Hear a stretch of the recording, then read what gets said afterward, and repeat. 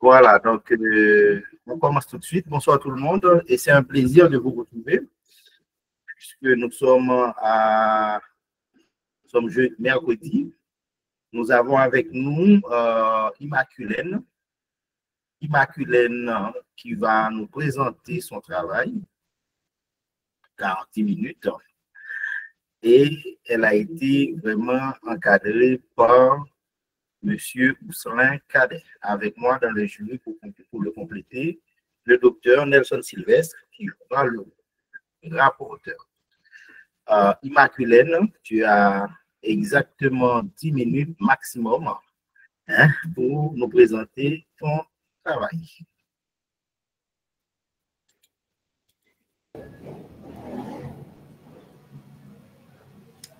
Monsieur le président du jury, messieurs les membres du jury, mesdames, mesdemoiselles et messieurs, bonsoir. Je suis Immaculène Jando et aujourd'hui, je vais vous présenter les grandes lignes de mon mémoire de licence intitulé « Le cyberharcèlement et la politique criminelle de l'État haïtien ». Avant tout, je vais vous présenter le plan de ma présentation. Tout d'abord, je vais faire une petite introduction, suivie de la problématique, de la question de recherche et de la formulation de l'hypothèse. Je vais également parler du cadre théorique, du cadre méthodologique, présenter les données et analyser les résultats. Et pour finir, nous allons voir si l'hypothèse a été vérifiée ou non et faire une petite conclusion. Mon mémoire s'articule autour de deux termes clés, cyberharcèlement et politique criminelle. Le cyberharcèlement, aussi appelé cybermobbing ou cyberbullying en anglais, est une forme particulière de harcèlement conduite par les canaux numériques. Selon le professeur Bill Belsay, le cyberharcèlement désigne l'utilisation des technologies de l'information et de la communication pour adopter délibérément, de façon répétitive et de manière agressive, un comportement à l'égard d'un individu ou d'un groupe avec l'intention de provoquer des dommages à autrui. Il a pour source des problèmes sociétaux tels que les préjugés et la discrimination et affecte les personnes en raison de particularités protégées telles que la race, la religion, la sexualité, l'identité de genre, le handicap, pour ne citer que cela. Quant à la politique criminelle, elle se rattache à la lutte contre le crime et aux stratégies de la justice répressive. C'est donc l'ensemble des stratégies et des moyens mis en œuvre par l'État dans sa fonction régalienne pour prévenir, réprimer et traiter la criminalité à travers les lois, la justice, la police, mais aussi l'éducation et la prévention. Ce travail part de constats alarmants. Le cyberharcèlement est en forte croissance en Haïti. Presque tous les jours, des citoyens sont victimes et les effets sociaux, psychologiques et parfois physiques qui en résultent ont de graves conséquences sur la vie des victimes. Cependant, l'État haïtien n'a pas encore élaboré de politique criminelle spécifique pour y faire face. Il n'y a ni loi, ni plan d'action, ni structure spécialisée pour lutter contre ce phénomène. À partir de là, ma question de recherche est la suivante. Quelles sont les implications d'une politique criminelle efficace pour Haïti en matière de cyberharcèlement? À cette question de recherche,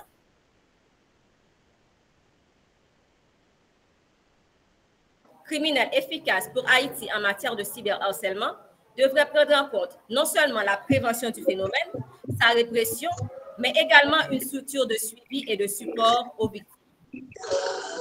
Pour vérifier cette hypothèse, nous avons consulté des ouvrages, des rapports et des articles écrits par des professionnels dans le domaine sur le cyberharcèlement, la cybercriminalité, les différentes formes de cyberharcèlement, les principes fondamentaux de la politique criminelle, etc.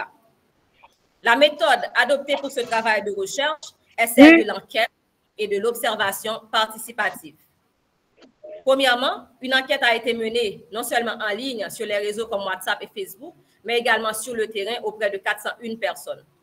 Nous avons également eu, en deuxième lieu, des entretiens qualitatifs avec des professionnels, 2 avocats dont l'un est un ex-substitut du commissaire du gouvernement, 2 travailleurs sociaux dont l'un est spécialisé en santé communautaire, un psychologue et 3 représentants d'un organisme de défense des droits humains, plus particulièrement des droits des femmes. Nous avons également eu la chance de recueillir des témoignages de 3 victimes qui ont bien voulu nous faire part de comment elles ont vécu cette période particulièrement éprouvante de leur vie. Voici donc les constats clés de mon travail.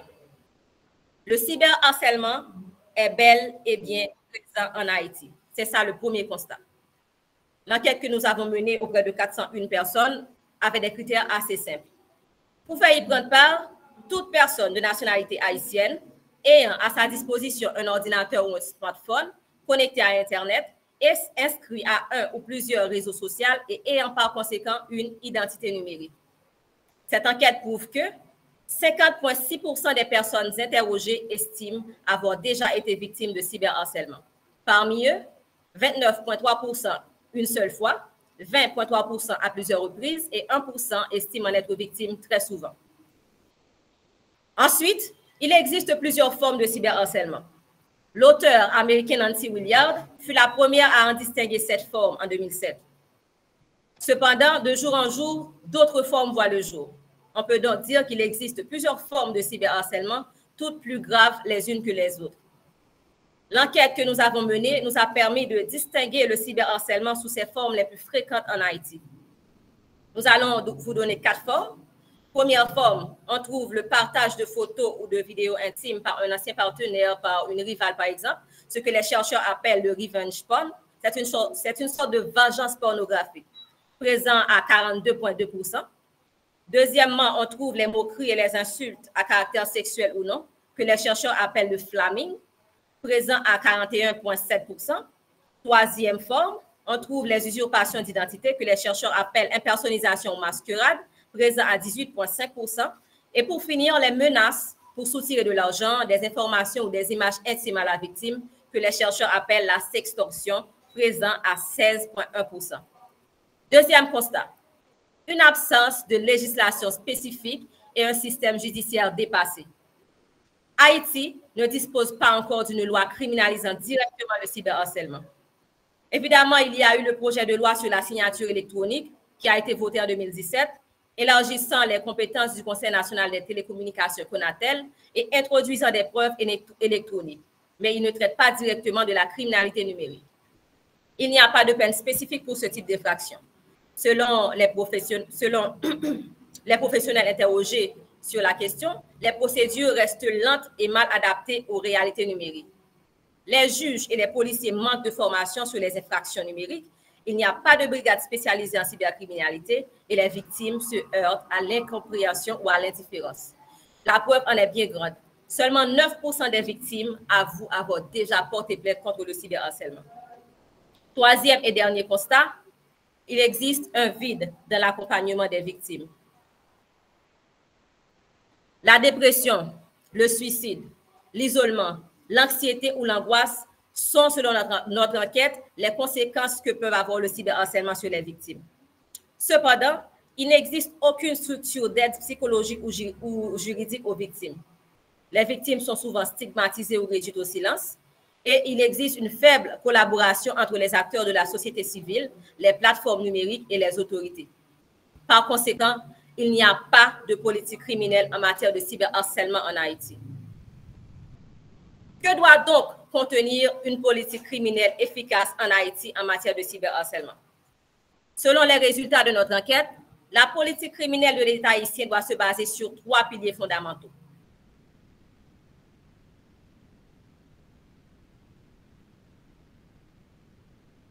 Les universités et les médias pour vulgariser les risques du cyberharcèlement, changer les mentalités et encourager les signalements. Il faut également des formations pour les parquetiers sur les preuves numériques, les enjeux du numérique et le harcèlement en ligne. Il faut également, ce qui est le plus important, recruter et former des techniciens sur la gestion du cyberspace haïtien. Ils doivent être capables de retracer les cyberharceleurs et collaborer avec les plateformes comme TikTok et Facebook afin de retirer rapidement les contenus haineux si nécessaire. Deuxième pilier, des mécanismes de répression adaptés. On doit inscrire le cyberharcèlement comme infraction spécifique dans le code pénal haïtien. Les actes de cyberharcèlement tels que les menaces, les insultes, les usurpations d'identité numérique, la diffusion non consentie d'images intimes doivent être clairement définies. On doit également préciser les peines encourues, les dédommagements proportionnels à l'infraction commise. La procédure de prise en charge judiciaire doit être également assez simple et il faut la création d'une unité spécialisée en cybercriminalité. Il te reste 30 secondes. Troisième et dernier piliers, le respect des droits fondamentaux des victimes. Les victimes ont besoin d'assistance psychologique et médicale. Il faut également une cellule de suivi, de signalement et de support aux victimes. Mon hypothèse selon laquelle une politique criminelle efficace pour Haïti en matière de cyberharcèlement devrait prendre en compte non seulement la prévention du phénomène, sa répression, mais également une structure de suivi et de support aux victimes a donc été vérifiée. En conclusion, vu que le cyberharcèlement est un phénomène très répandu dans notre société, vu ses nombreuses et graves conséquences sur les victimes, l'État haïtien ne peut plus ignorer la montée de ce phénomène qui touche plus de 50% de la population étudiée. Merci, merci. De mettre en place une politique criminelle cohérente fondée sur la prévention par l'éducation, la répression adaptée, la protection des Madame, merci. et la coopération internationale. Merci, Monsieur le Président, de m'avoir accordé la parole. Voilà, alors, on est effectivement, on a dû arrêter l'étudiante puisque c'est très, très clair, hein, et félicitations. Mais rigueur oblige, on est obligé, on a dû en tout cas arrêter, même si elle lui manquait quoi, 2 phrases, 3 phrases. Ok, alors, sans plus tarder, on va passer la parole à l'encadreur, d'abord, pour qu'il puisse nous parler de son expérience avec l'étudiante. Hein, en termes d'encadrement, comment ça a été, puisque on a vu il y a beaucoup d'énergie dans sa voix, dans sa manière de présenter son travail. Et je suis un peu... Cher Ousselin, tu es là. Merci de partager avec nous cette expérience. Très rapidement. Merci docteur, et pour m'avoir accordé la parole. Donc, moi-même, je suis vraiment content d'écouter mon étudiante Immaculée Njando avec cette prestation. C'est une très belle prestation. Surtout, son sujet, c'est un sujet qui est d'actualité. Voilà, et cyberharcèlement et la politique criminelle de l'État haïtien, c'est un très beau sujet. Un sujet qui devrait intéresser tout le monde, surtout les acteurs publics en Haïti. Moi-même, étant donné que, docteur, vous voulez que je partage avec vous, je vous dis comment a été la collaboration. Bon, je ne vais pas trop dire concernant cette soutenance, cette présentation. Et quant à cette collaboration, docteur, je dois vous dire sincèrement que la collaboration a été un petit peu difficile. Même si vous voyez que l'étudiante présente oralement sa présentation, mais c'est son mémoire, mais c'est une présentation qui n'a pas, c'est une collaboration qui n'a pas été du tout facile. Pourquoi? Parce que l'étudiante Immaculée Njando, parfois, refusait d'appliquer certains commentaires. Et l'étudiante également, pendant la collaboration, ne pouvait pas certaines fois appliquer, s'adapter à mes commentaires. Et il y avait également, pendant les derniers moments, un problème de sa version Word qui ne pouvait pas s'ouvrir sur mon ordinateur. Enfin, l'étudiant avait également, et il me l'a dit, un problème de lacunes en grammaire, en orthographe et en syntaxe. Donc, ça se voit dans son travail. Si on lit en profondeur, on va voir que c'est un travail qui est imparfait. Le travail n'est pas encore finalisé.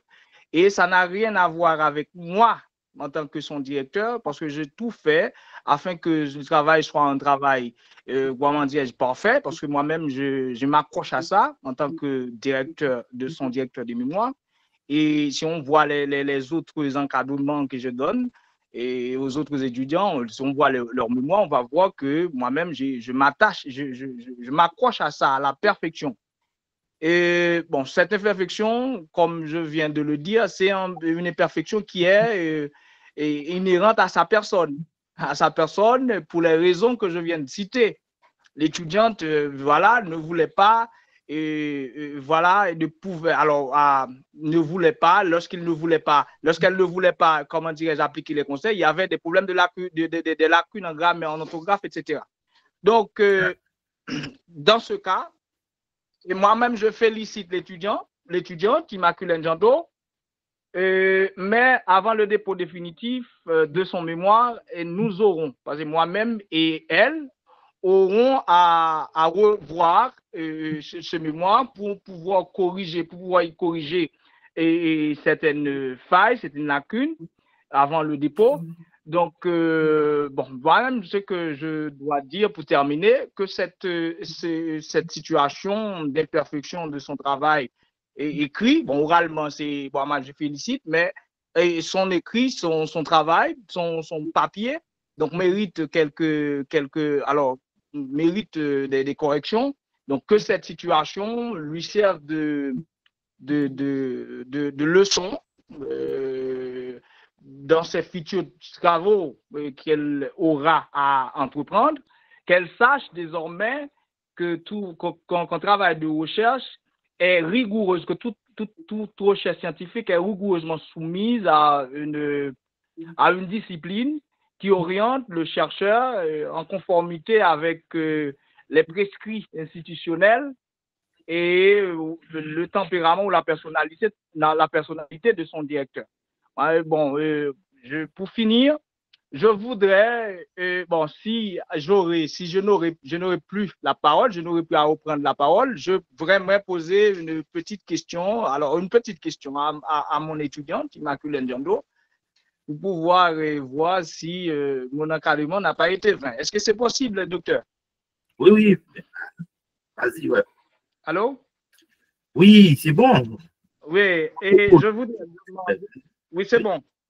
Oui, et je voudrais demander à mon étudiante Immaculée Njando, j'ai bien écouté, et bon, il en a parlé, mais je voudrais savoir pourquoi il a choisi un tel sujet avec une variable indépendante comme cyberharcèlement. C'est ça ma seule petite question. Et merci, Président. Merci, merci. J'espère qu'elle a noté tout à l'heure. Elle pourra répondre aux questions. Sans plus tarder, on passe la parole au rapporteur, le docteur Nelson Sylvestre. Je crois que Nelson était là. Nelson? Allô, Nelson? Oui, il est là. Ton micro est fermé par contre. Nelson? Nelson? Oui, je suis là. Très bien, tu as la parole, il n'y a pas de souci. Ok. Vous m'excusez pour le ton de la voix. J'ai un problème de grippe pour le présent moment. Et alors, Immaculée, donc c'est Jando ou bien Jandot? C'est Jando. C'est Jando. Jandou? Jando. Ah, Jando. Ok. Parce que pour ne pas recevoir des accusations de mauvaise prononciation du nom, il y a tellement de noms ces derniers temps en Haïti, bon, ça fait quelque temps déjà, on risque de dire des noms abusivement les noms.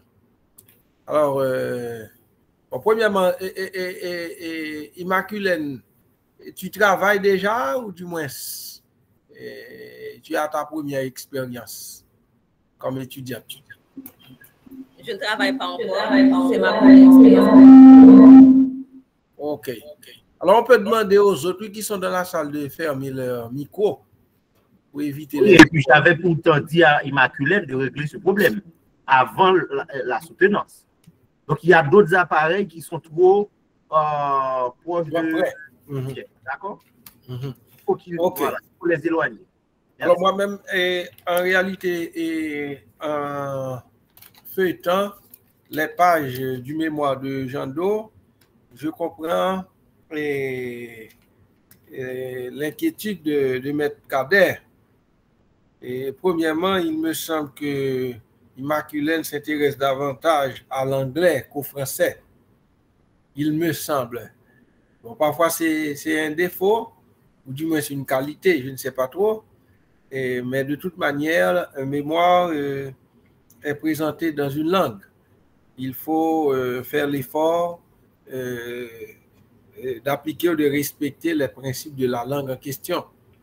Et première chose, c'est que non seulement il y a des termes en anglais, mais tu ne fais pas la distinction à chaque fois que tu utilises ces expressions en anglais dans le texte. Par exemple, ça aurait été bien d'utiliser des italiques, je ne sais pas, des guillemets, et pour cela, et même si c'était possible, d'utiliser les correspondants en français et mettre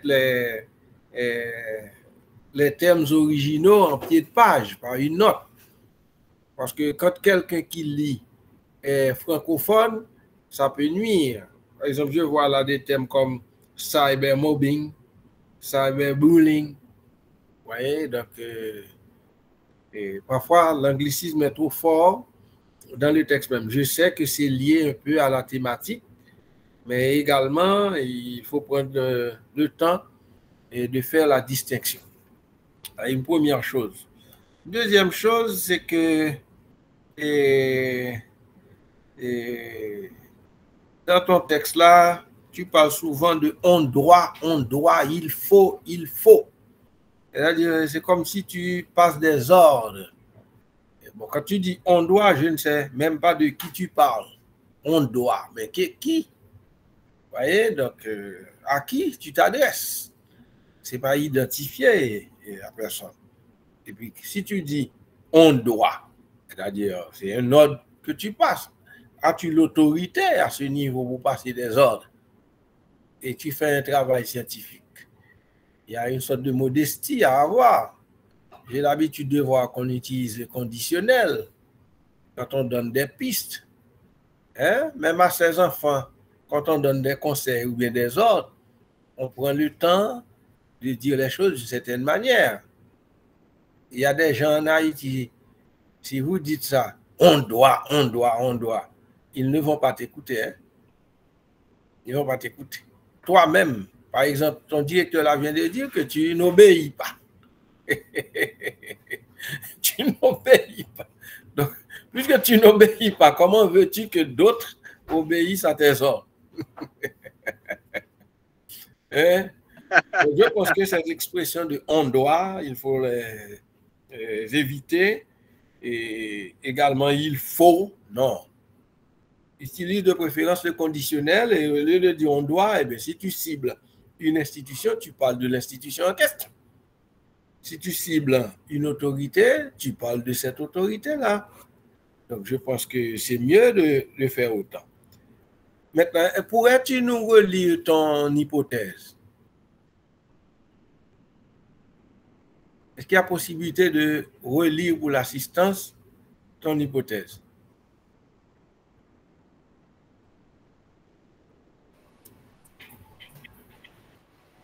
Oui, il y a possibilité. OK. Mon hypothèse est la suivante. Une politique criminelle efficace pour Haïti devrait prendre en compte non seulement la prévention du phénomène, sa répression, mais également une structure de suivi et de support aux victimes. Donc, tu vois, et ça ne correspond pas à une hypothèse. Parce qu'une hypothèse, en réalité, c'est une réponse anticipée. Même dans l'hypothèse, tu donnes un ordre. Et tu ne parles même pas de ton travail parce que tu utilises le futur, si je comprends bien. Il y a l'indicatif futur dans ton hypothèse, c'est pas vrai? Oui. Eh bien, c'est pas pour ce travail que tu présentes là maintenant. C'est pour un autre travail que tu auras à faire sans nul doute. Donc, il y a un problème grave de formulation de l'hypothèse. C'est l'hypothèse, tu donnes une affirmation sous réserve de démonstration et ou de vérification.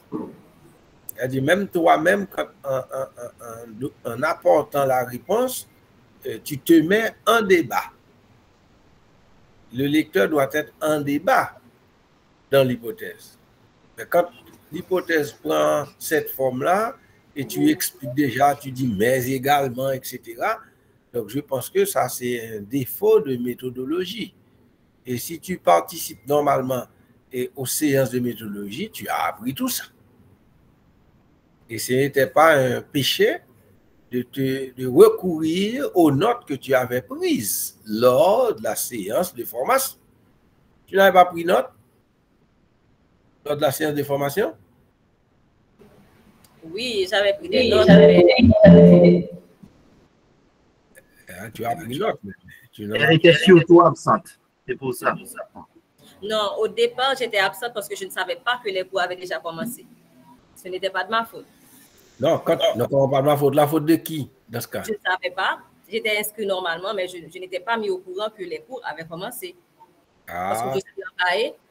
Bon, je vais te dire, Immaculée, si tu t'engages dans une aventure, même quand tu n'étais pas au courant, on pourrait le comprendre, même quand tu étais absente, c'était bien, après coup, de chercher à savoir qu'est-ce qui a été dit, qu'est-ce qui a été fait. Et les j'ai essayé de regarder les vidéos qui étaient enregistrées sur le coup de Dr. Providence. Je ne sais pas pourquoi. Peut-être que ça m'a échappé, peut-être que j'ai mal compris. Voilà. Parce que quand on se trouve en pleine mer, il n'y a pas d'arbre pour s'accrocher. De toute manière, on fait n'importe quoi pour gagner 1 minute de survie. Oui ou non? Je vais t'éviter la supplice en tout cas, parce qu'en réalité, l'hypothèse est très, très mal formulée. Maintenant, tu veux avoir un diplôme en droit, c'est pas ça? Oui. OK. Et alors, ça m'étonne que tu te mets dans cette lourde tâche de formule d'échantillonnage. Je pourrais te coincer, oui, là. Dans ces formules-là. Où ça tu as trouvé ces formules-là? Bon, j'ai fait des recherches. Alors, ma tâche était de faire des recherches. Donc, dans mes recherches, j'ai cherché comment calculer l'échantillon. Il fallait que ce soit scientifique.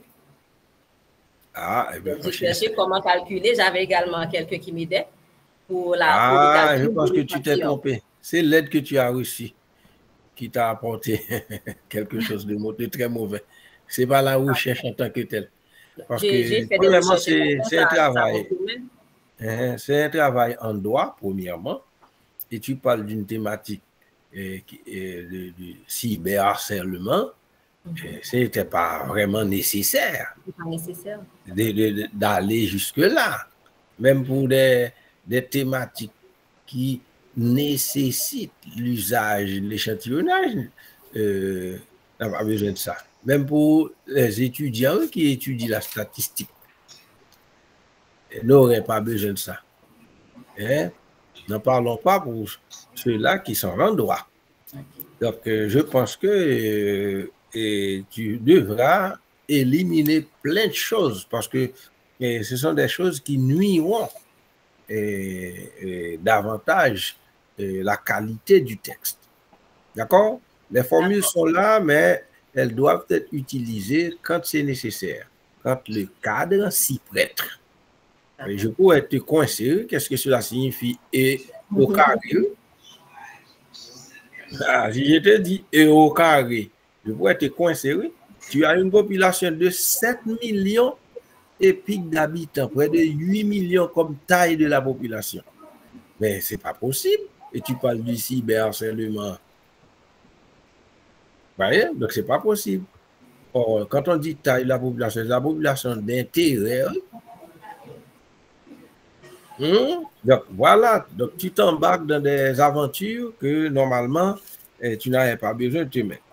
Maintenant, tu dis cyberharcèlement. Et le cyberharcèlement concerne un genre en particulier?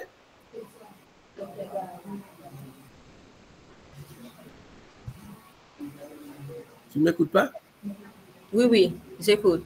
Le cyberharcèlement, ça concerne un genre en particulier? Majoritairement, les victimes sont des femmes et les homosexuels. Comment les homosexuels? Les femmes et puis les homosexuels, comment les homosexuels? Bon, ceux qui... En termes de genre, homosexuel n'est pas un genre. Bon, en fait, on sait tous que les homosexuels, ça existe, bien que l'État haïtien... Je parle de genre. En termes de genre, on parle de masculin, féminin. Donc, tu as répondu, premièrement, c'est bon. Tu dis majoritairement les femmes, ok. Mais tu ne peux pas dire les homosexuels maintenant. Et, ok. Maintenant, ces victimes-là, l'ont cherché ou ne l'ont pas cherché? Bon, ça n'a rien à voir en réalité.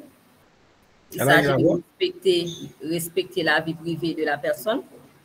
Si, par exemple, pour les cas de revenge porn, bon, c'est une vengeance pornographique. Si, par exemple, la victime est en relation avec quelqu'un, de nos jours, c'est monnaie courante de partager les photos et les vidéos intimes.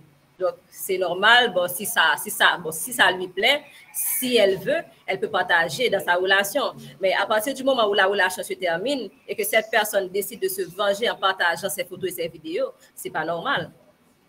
Mais si dans le contrat, il y a eu ça, ou bien s'il n'était pas prévu, on dit devant la loi, tout ce qui n'est pas interdit est permis. Bon, c'est justement la raison pour laquelle les personnes publient les photos et les images des gens comme ça, parce qu'il n'y a pas de punition. La loi n'en parle pas. À chaque fois, les victimes eux-mêmes sont stigmatisées. C'est comme si c'était eux-mêmes qui avaient fait quelque chose de mal.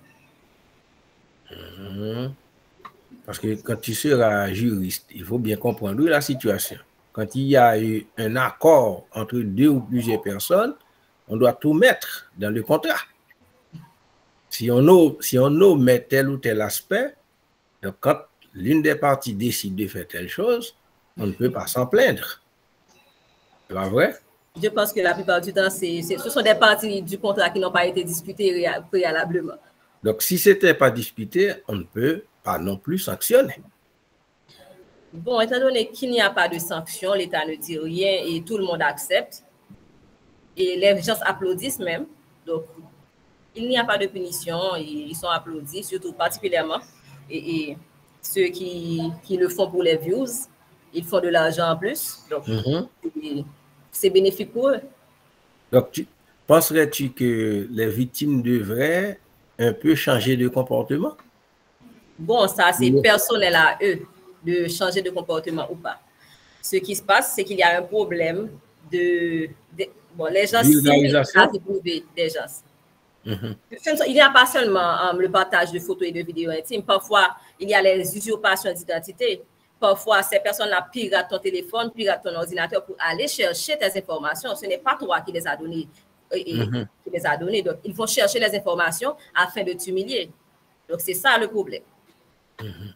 Mais comment se fait-il que tu es si à l'aise oralement et tu dis que tu ne peux pas écrire le français? Est-ce un prétexte? J'écris le français, j'écris même très bien. Parfois, les fautes m'échappent. C'est seulement ça.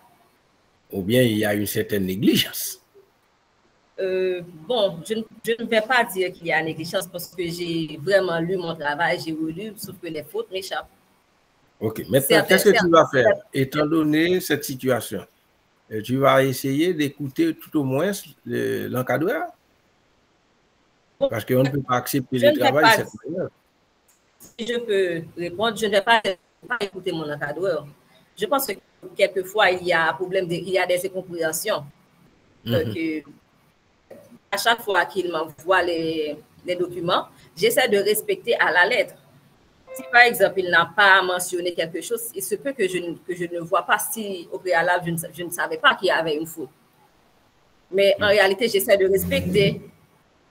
Bon, merci, Monsieur le Président. Je pense que j'avais voulu avoir cet échange avec Immaculène pour essayer de redresser quelques éléments qu'elle aura de toute manière à revoir dans son travail.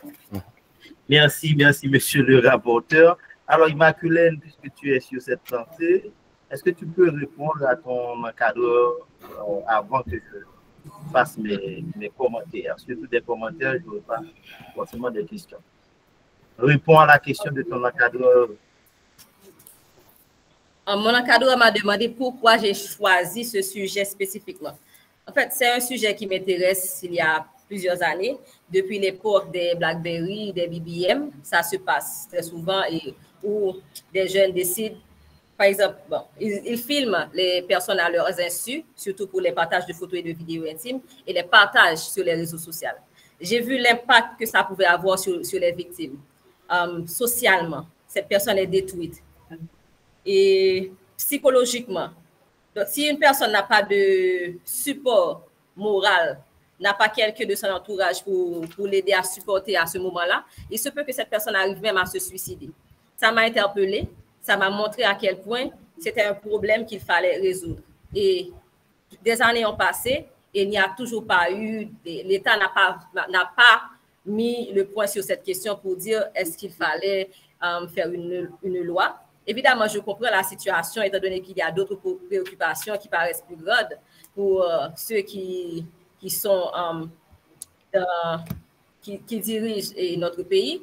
Mais jusqu'à présent, il n'y a rien qui se fait et le problème s'aggrave de jour en jour. Donc, c'est la raison pour laquelle j'ai décidé d'écrire sur cette question afin de mettre le point dessus, d'en parler aux autres, de faire une sorte de sensibilisation, même si c'est à une échelle beaucoup plus petite, très bien. Résoudre le problème. Ok, merci, on a compris.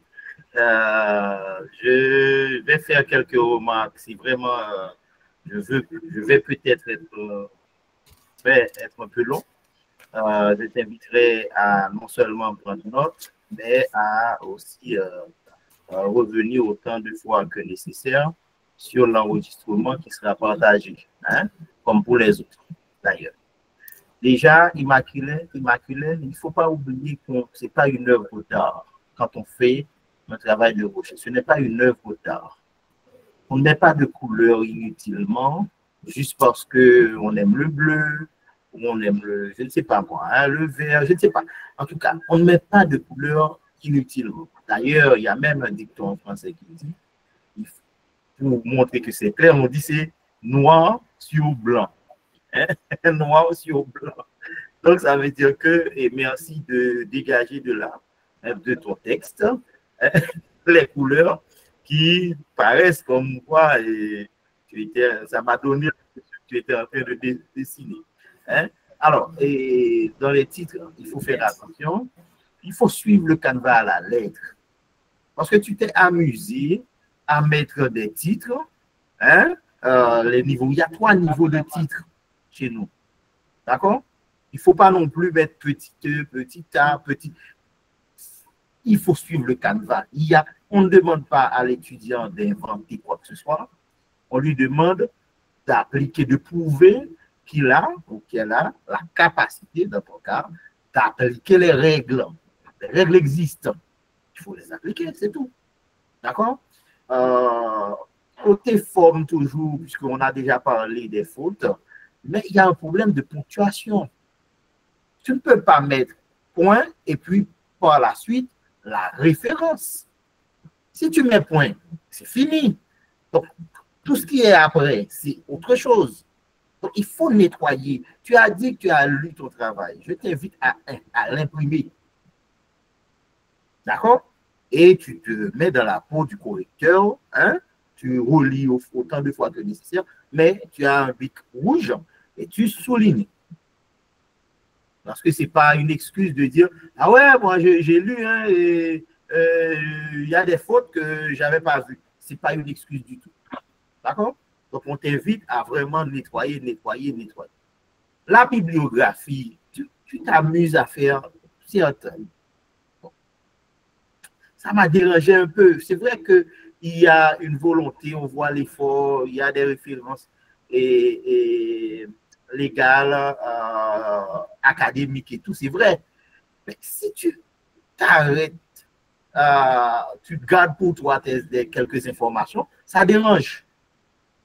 Il y a dans tes références, des fois, tu ne mets pas de la maison d'édition. Si tu ne donnes pas ces informations-là, le lecteur ne pourra pas comprendre. En tout cas, sur le plan académique, c'est obligatoire que les références soient complètes. C'est fondamental.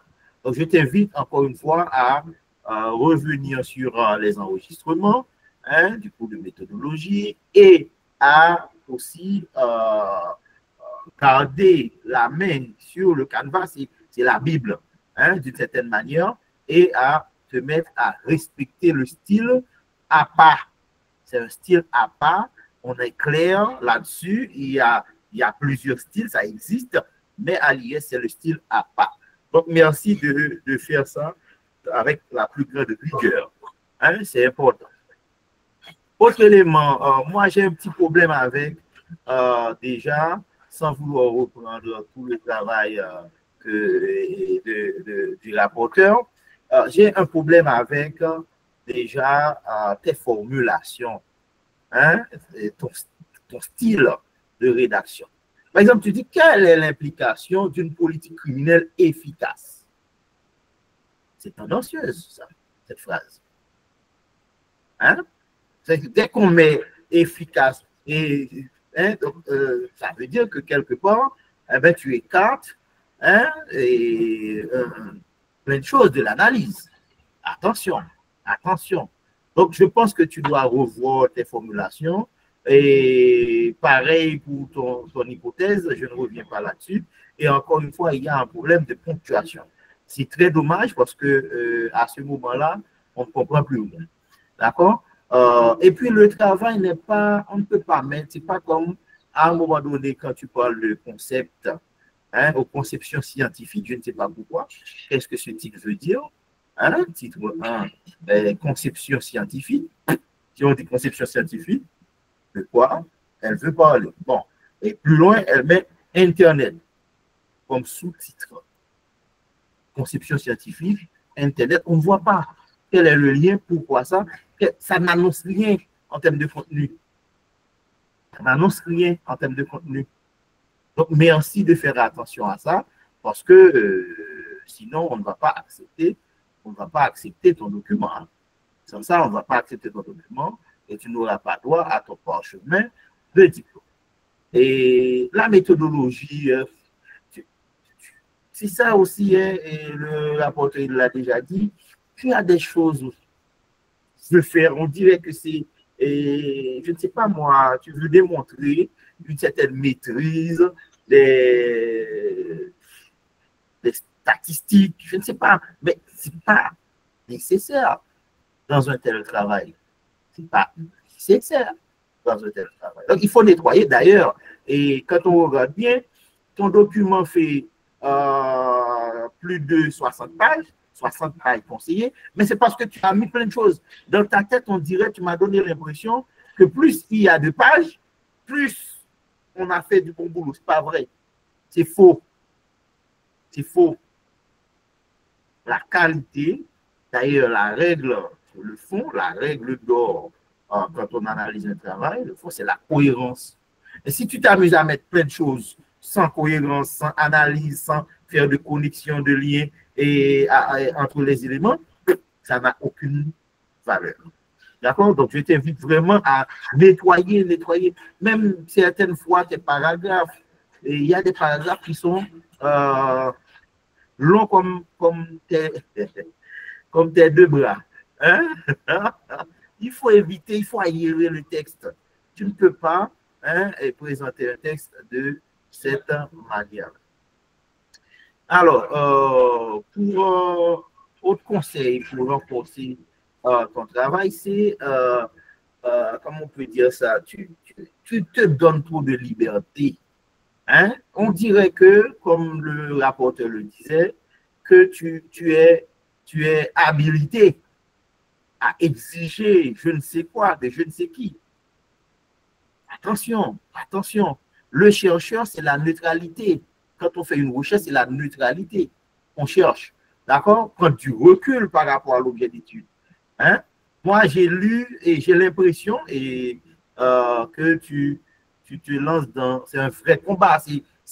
J'ai l'impression que c'était ton combat de vie. Et tu es là et ça m'a fait. J'ai dit, mais qu'est-ce qui lui arrive? Est-ce qu'elle a soit été, je ne te demande pas de répondre, elle-même victime, ou est-ce qu'il y a des proches qui avaient été victimes, ou qu'est-ce qu'elle a contre? Je ne sais pas.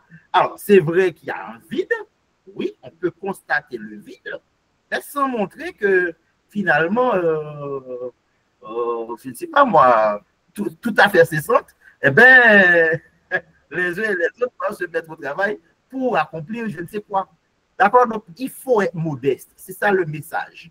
Et je t'invite à revoir encore une fois ton document à la lumière du canevas de l'IUS. Chez nous, les règles sont faites pour être respectées et non pas pour être violées. Voilà. Alors, j'accorde quelques secondes à chacun parce qu'on arrive à la fin. Si vraiment, monsieur l'encadreur, voilà, tu as 10 secondes, je ne sais pas si tu veux. Et voilà, à toi. Et Ousselin, tu es là? Oui, oui, docteur, oui. Et moi-même, je dirais que l'étudiant doit se débrouiller afin de se joindre à moi pour pouvoir corriger ensemble, parce que moi-même, son travail reflètera, que l'on va ou non, à ma personne. Donc, elle aura à me rejoindre, à se joindre à moi pour pouvoir. Même moi, l'étudiante m'a dit tout à l'heure qu'elle n'a pas de lacune dans mon orthographe, grammaire, etc. Mais elle m'a dit ça, elle m'a dit carrément, elle m'a dit qu'elle ne se connaît pas en grammaire, orthographe, etc. C'est ce qu'elle m'a dit. Donc, je lui demande, je lui demanderai, de se joindre à moi pour corriger ensemble, parce que nous sommes deux collaborateurs. Merci, docteur. D'accord. Voilà, merci. Merci, docteur. Alors, on comprend, hein, elle trouve des parades là pour aller, et voilà, ok. Alors, Nelson, le rapporteur. Oui, merci. Je pense que Immaculène doit se mettre non Jean doigt ou Jean dos, mais en bon doigt dans le cadre de ce travail. Et c'est très important, Immaculène, parce que quand un travail se présente à ce niveau, tu élimines la possibilité d'avoir une note favorable, pour le dire ainsi. Parce que quand on fait un travail, on souhaite également avoir une note satisfaisante. Mais on ne peut pas se limiter à la note minimale. Donc, quand le travail a autant de failles, et mieux vaut couler dans ce cas avec l'encadreur que de couler seul. D'accord? Voilà. Merci. Merci, Immaculène, 10 secondes. Merci, Monsieur le Président du jury. Merci aux membres du jury. Et je veux également remercier tous ceux et celles qui sont venus en présentiel et ceux qui ont suivi également en ligne. Et je suis vraiment reconnaissante aujourd'hui d'avoir pu passer cette étape. Merci à tous. Voilà, merci. Ça achève